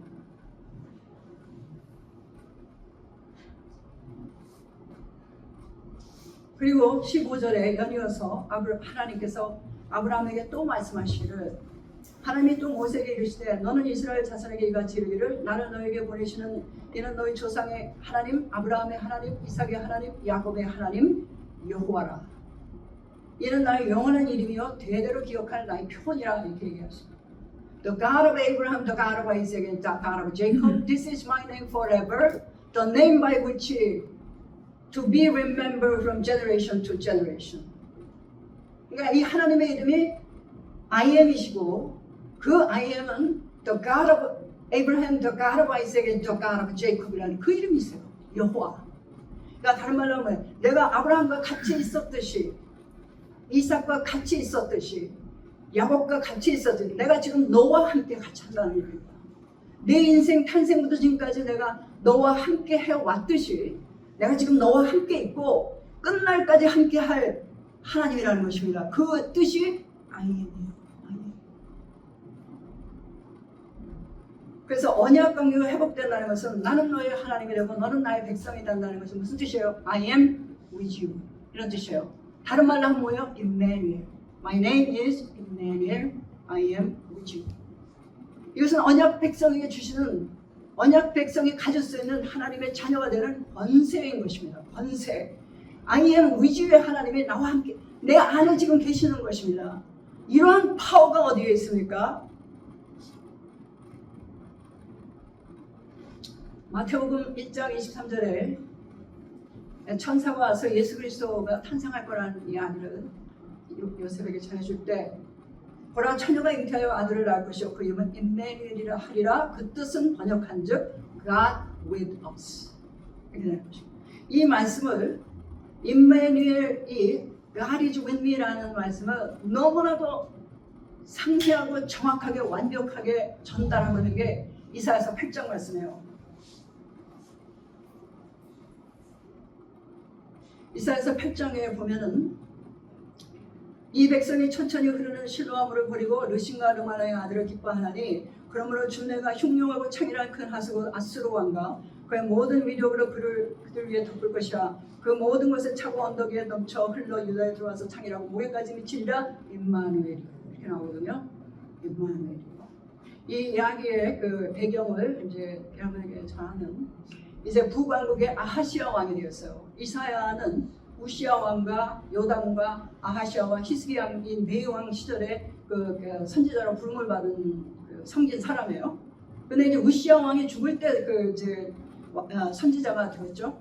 그러니까 이 많은 시간을 아하스 왕하고 같이 이제 지나겠는데 아하스 왕 때 아하스 왕은 아주 나쁜 왕이에요. 그 하나님을 대적하고 다메섹에 가서 그 멋진 그 신상 제단을 보고 와서 그 예루살렘 성령을 다 바꾼 사람 아니에요. 그리고 우상 숭배하고 이제 그러는데 이때에 그 북왕국 이스라엘의 베가 왕하고 아람 왕 르신이 동맹을 해서 연합군을 해서 유다를 치러 왔는데 유다의 군사력이라는 것은 너무나 무기력한 거예요. 그 두 동맹군하고 비교해 볼 때 이건 잽이 안 되는 전쟁입니다. 그런데 희한하게도 그들이 이 전쟁에서 패배하고 돌아가는 거 자기네 나라 도망가 버리는 거예요. 이게 놀라운 거예요. 이것이 뭐냐면 표적이라는 거죠. 바로 표적. 다른 말하면 내가 너희 유다와 함께 하고 있다는 하나님이 너희와 함께 하고 있다는 표적이 되는 것은 사인이 되는 것입니다. 이게. 그러니까 내가 봐도 이거는 내가 이 회사에 합격한다는 이거는 말도 안 돼. 어떻게 나 같은 사람이?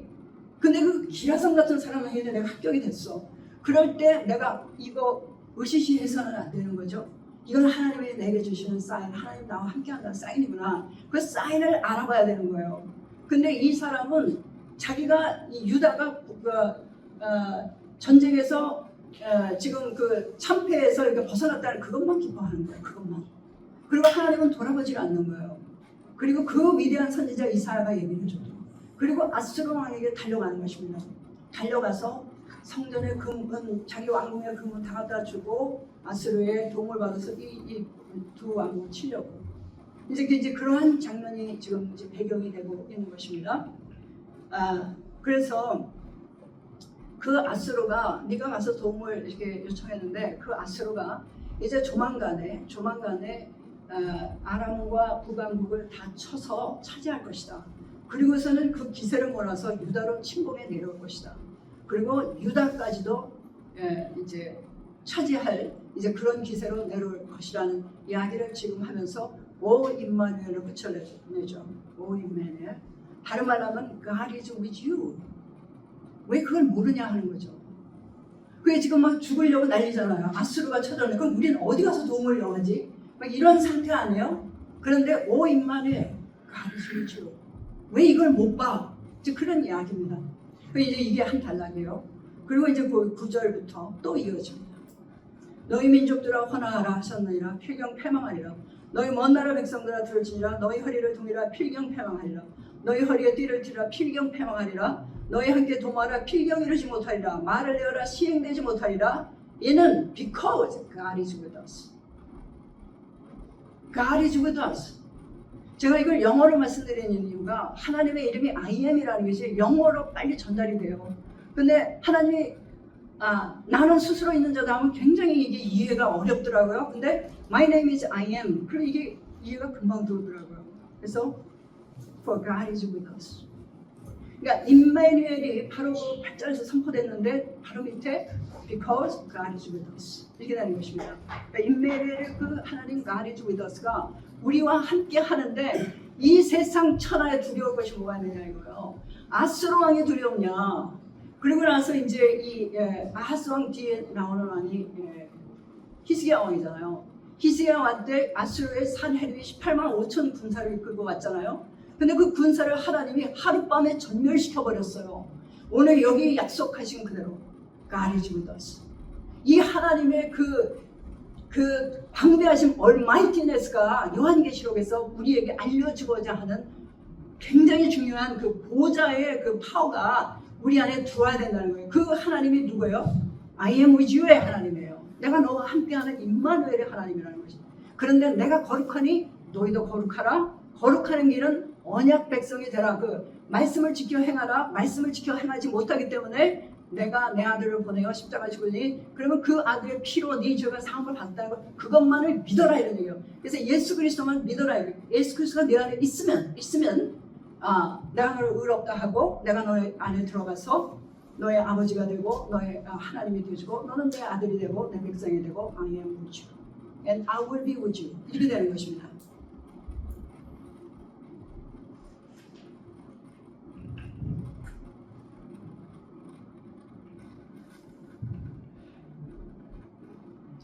그래서 이제 이사야서 8장 11절로 15절에는 거룩한 백성이 되라는 이야기가 나오는 거예요. 그러니까 I am with you의 하나님을 내가 누리기 위해서는 내가 언약 관계 안에 들어가야 되죠. 그러니까 언약 관계라는 건 뭐냐면 내가 거룩하니 너희도 거룩하라는 그 메시지인 거예요. 거룩이라는 건 말씀으로 거룩해지는 건데 우리가 이스라엘은 말씀으로 거룩할 수 없다는 걸 증거했잖아요. 구약에. 그럼 무엇으로 거룩해지냐? 그리스도의 피로. 내 그 피를 믿음으로 말미암아 내가 거룩하다 칭함을 받는 거죠. 그렇게 해서 하나님과 언약이 회복이 되는 것입니다. 그러면 오늘 이제 이 계시록을 통해서 이 계시록은 주의 종들에게 주시는 말씀이잖아요.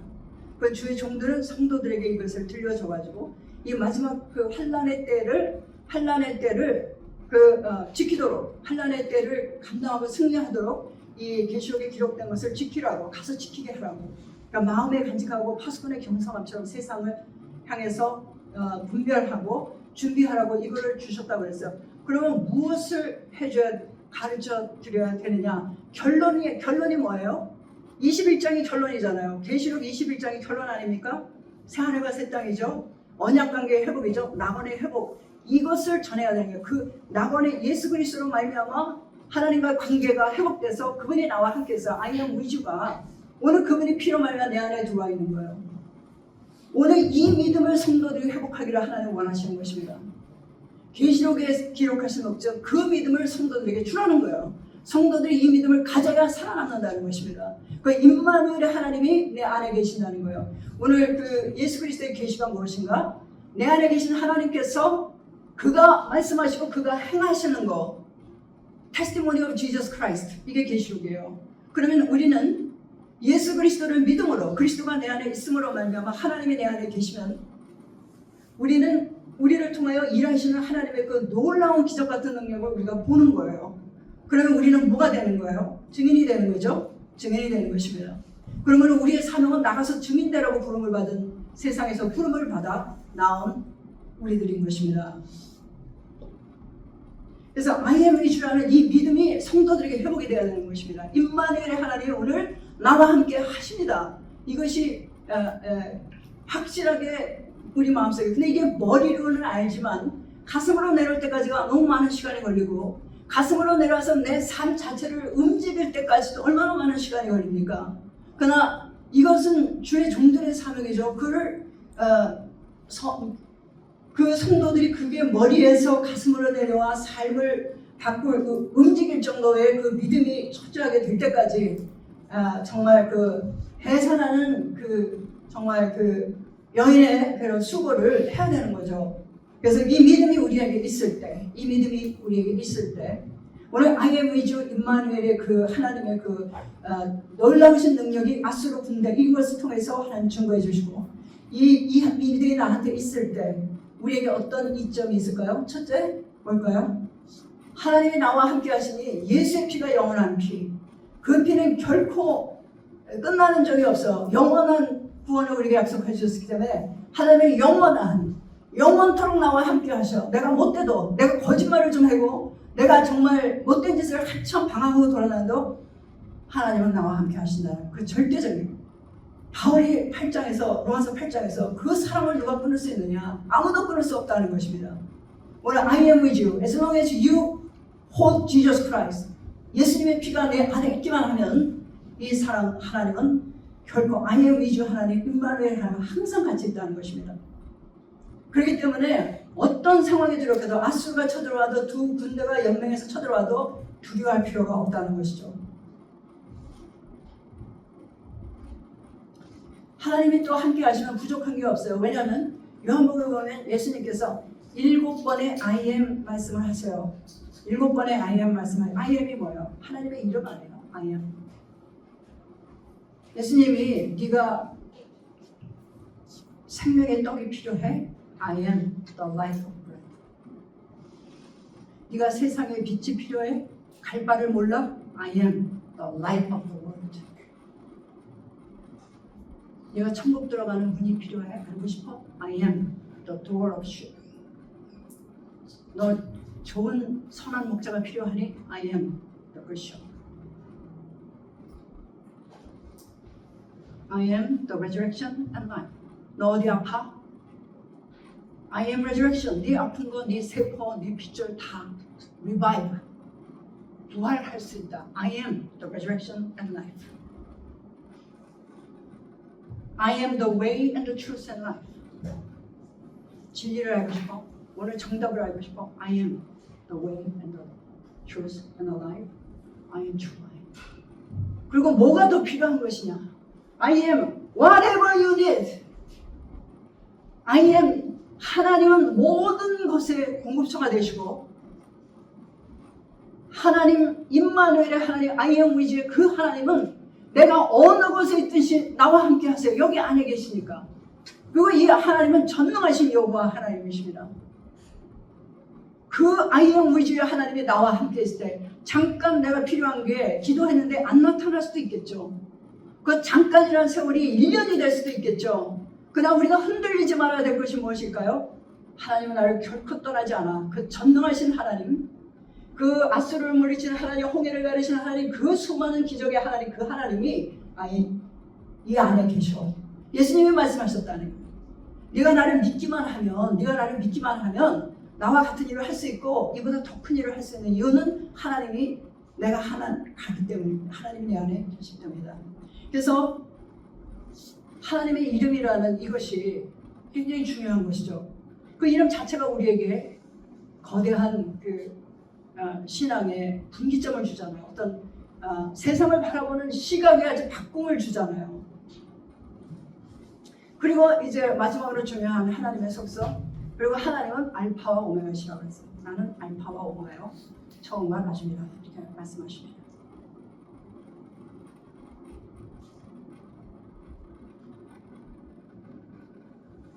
예수님께서 십자가에서 죽으실 때 마지막으로 하신 말씀 다 이루었다.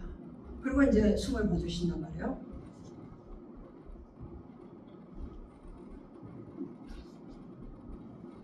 그런데 요한계시록 그 16장에 보면은 거기도 마지막 심판을 다 끝내고 다 그 세상 다 끝났어요. 이제 천년왕국이 도래하기 바로 직전이에요. 그때 이루었다라는 말씀이 또 있어요. 그리고 21장에도 이루었다라는 말씀이 또 있어요. 이게 다 결론적인 지금 말씀이 되고 있잖아요. 십자가에서도 다 이루었다. 그리고 16장에도 이루었다, 또 이루었다 이렇게 나오거든요. 그런데 이게 누가 말을 했느냐가 다르죠. 십자가에서 다 이루었다는 예수님이 하신 말씀이에요. 그런데 요한계시록 16장에서 이루었다는 하늘 보좌에서 나오는 하나님이 하신 말씀이에요. 21장도 하나님 하늘 보좌에서 나오는 음성이에요. 하나님이 하신 말씀이에요. 그러니까 하나는 예수님 말씀하시고 하나님 말씀하시죠. 근데 이게 헬라어로 보면 예수께서 심포도주를 만드시는 후 가라사대 때 다 이뤘다. It is finished. 그리고 머리를 숙이시고 운명하시더라. 이건 테텔레스타이. 여러분 다 아시겠지만 테텔레스타이. 다른 말하면 이제 그 언약이 완전히 성취했다.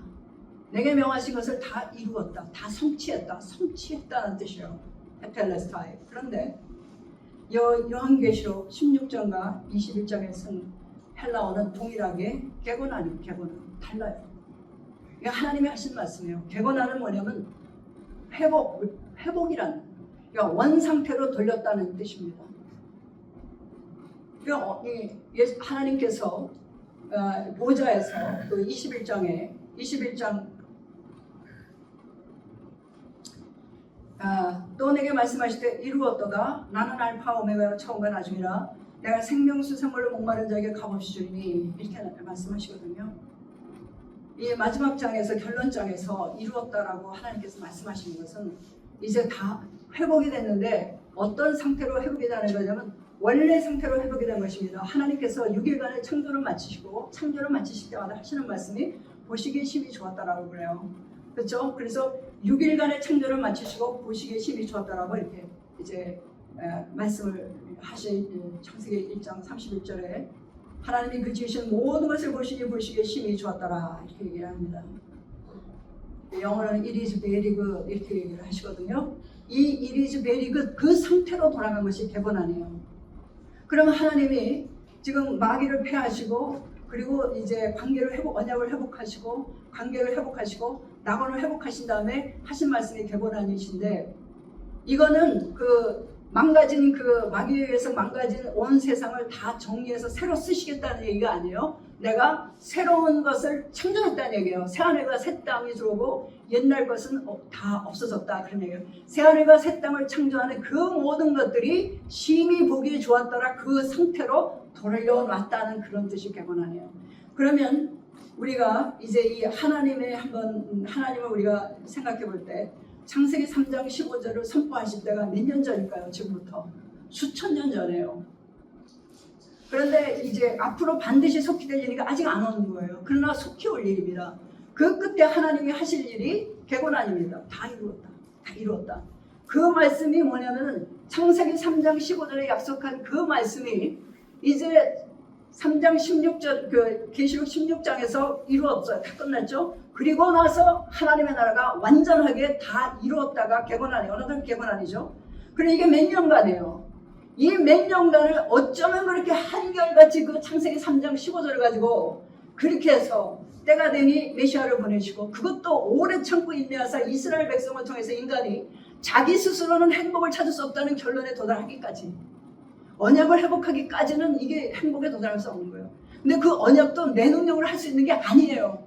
이것은 하나님이 손봐 주셔야 되는 언약 회복이에요. 새 언약이 돼야 되는 거예요. 메시아가 와야 된다. 그걸 인정할 때까지도 몇천 년이에요. 그리고 예수님이 오신 다음에 또 2000년을 또 기다렸어요. 마지막 심판까지. 왜냐하면 온 민족이 복음을 알 때까지 또 기다리신 거예요. 그렇게 해서 드디어 개고난을 이루시는 이 하나님을 우리가 알파와 오메가의 하나님이라고 합니다. 처음과 나중이신 하나님. 그래서 계시록에 끝나는 22장에는 13절과 14절에 계시록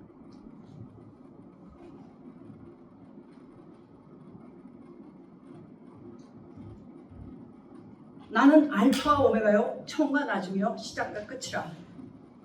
그 두루마기를 빠는 자들은 복이 있으니 이는 저가 생명나무에 나가며 문들을 통하여 성에 들어갈 권세를 얻습니다. 자, 두루마기를 빤다는 것은 성결이고 거룩이죠. 그러니까 언약 백성이 되라는, 언약 백성은 이렇게 되시는 거예요. 언약 백성. 그러니까 나는 알파와 오메가요 처음과 나중이요 시작과 끝이에요. 그 처음부터 끝까지 이 알파와 오메가이신 하나님이 상상만 해도 광대한 거 아니에요? 그 끈질기신가, 그 일정하신가, 그 성경 전체를 통해서 한 번도 변하심이 없는 그 하나님, 그 하나님이 I am with you예요. I am with you. 만일에 우리가 이것을 머리로만 아는 것이 아니고 가슴으로 믿고 행동으로 옮길 수 있는 그 믿음이 있다면은 이 믿음을 가지고서는 우리는 지금이라도 순교할 수 있는 그 믿음까지 갈 수 있다면 다가오는 환난을 두려워할 필요가 없는 것입니다. 이것이 오늘 주의 종들의 사는 것입니다. 주의 종들이 이것을 먼저 알고 그리고 성도들이 알아야 되는데 주의 종인 나도 이것을 알고 가슴으로 내려가 행함으로 옮길 때까지 몇 년이 걸리는데 성도들은 그냥 오죽하겠어요. 그러니까 이것을 정말 주의 종이 이 성도를 정말 이 마지막 세를 각성하지 않으면 그렇게 할 수 없는 거 아니겠어요?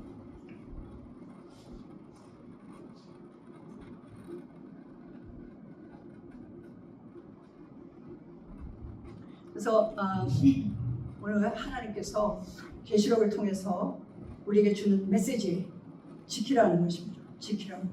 이 안에 기록된 것을 이 계시록 안에 기록된 것을 너 마음에 간직하고 하수근의 경성함으로 깨어있으라고 했는데 무엇을 지켜야 되느냐 하면은 바로 이것입니다. 그 하나님은 언약의 하나님이시고 그리고 그 하나님 I am with you 임마누엘 하나님이 내 안에 들어오시려 원한다는 것입니다.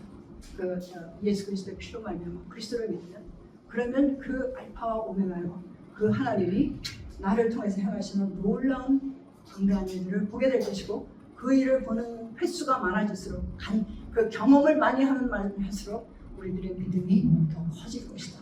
그런 것입니다. 감사합니다.